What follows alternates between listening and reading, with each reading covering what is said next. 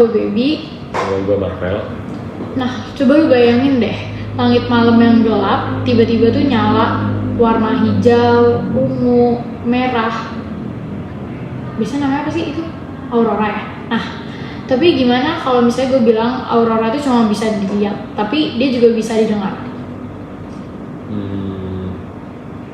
Kayaknya gue tahu deh.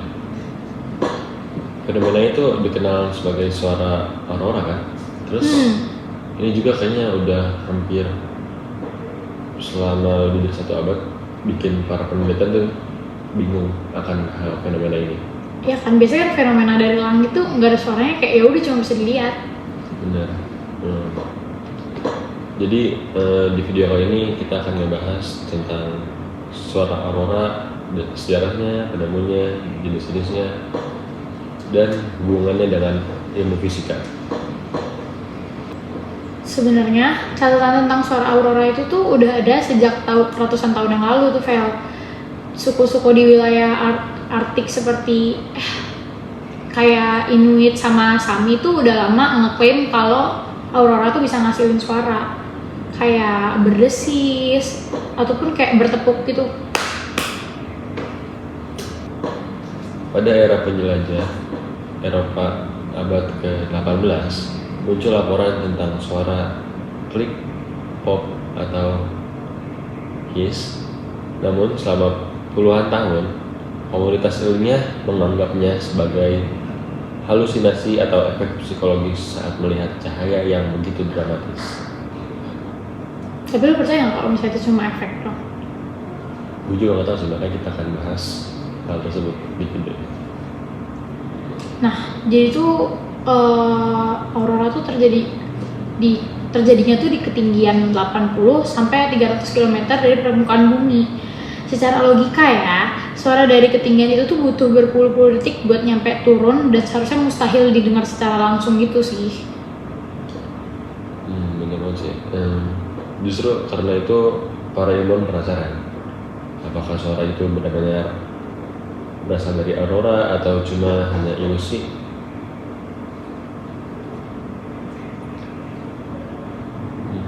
Penelitian ilmiah yang serius tentang suara aurora dimulai pada dekade 1930-an oleh ilmuwan Norwegia dari Stroner yang mendokumentasikan ratusan kesaksian.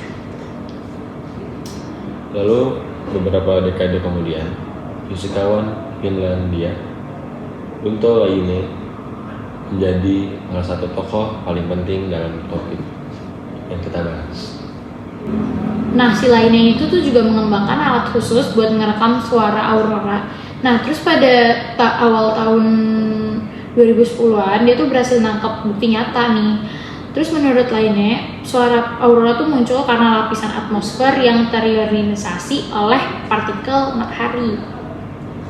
Penemuan ini dianggap signifikan karena pertama kalinya suara tersebut dapat dibuktikan melalui rekaman dan bukan sekedar laporan saksi.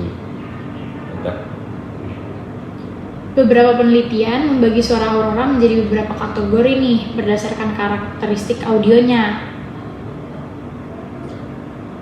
Mirip suara angin lembut atau listrik statis. Ini adalah suara yang paling sering dilaporkan.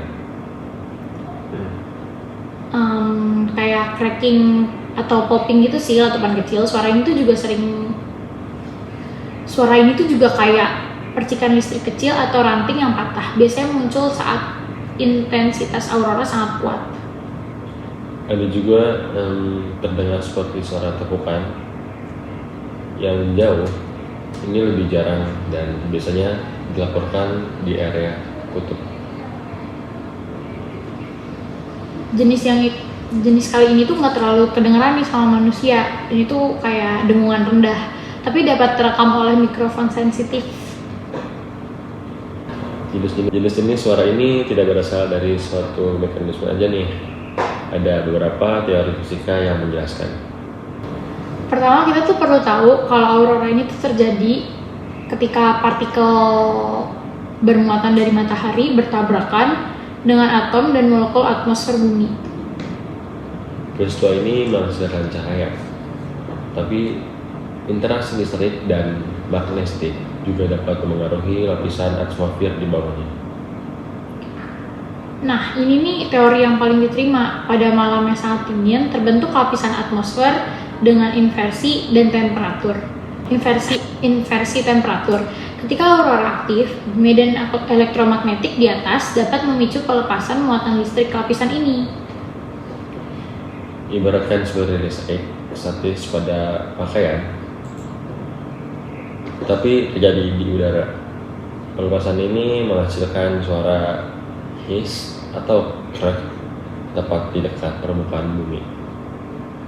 Aurora juga memancarkan gelombang radio frekuensi VLF ketika gelombang ini berinteraksi dengan objek konduktif di permukaan bumi. Suara dapat muncul melalui proses transduksi. Namun, ini jarang terdengar langsung karena membutuhkan kondisi tertentu. Teori distorsi medan magnetik. Perubahan mendadak pada magnetosfer bisa menghasilkan osilasi di atmosfer bagian bawah. Tapi, teori ini tuh masih lemah dan belum banyak dibuktikan. Jadi tuh semua orang tuh bisa dengar suara aurora nggak sih? Nah, jawabannya tuh nggak selalu. Suara aurora sangat bergantung pada cuaca, kondisi atmosfer, sama intensitas geomagnetik. Selain itu, sensitivitas pendengaran manusia kan berbeda-beda. Banyak suara aurora yang berada di batas kemampuan telinga manusia. Karena itu, meskipun auroranya spektakuler, terkadang tidak ada suaranya sama sekali. Jadi suara-suara aurora bukan sekadar mitos. Ini adalah kombinasi unik dari fisika atmosfer, partikel matahari, dan fenomena elektromagnetik. Fenomena yang bukan hanya indah untuk dilihat, tapi juga penuh misteri nih untuk didengar. Sampai sekarang, aurora masih menjadi salah satu musik alam yang paling misterius yang pernah ada. Kalian penasaran nggak sih sebenarnya ada atau enggak? Angkat tangan yang udah pernah lihat aurora. Gak pernah. Gak ada yang pernah lagi. Oke. Sekian, terima kasih. Dadah. Assalamualaikum warahmatullahi wabarakatuh. Dadah. Waalaikumsalam warahmatullahi wabarakatuh. Dadah.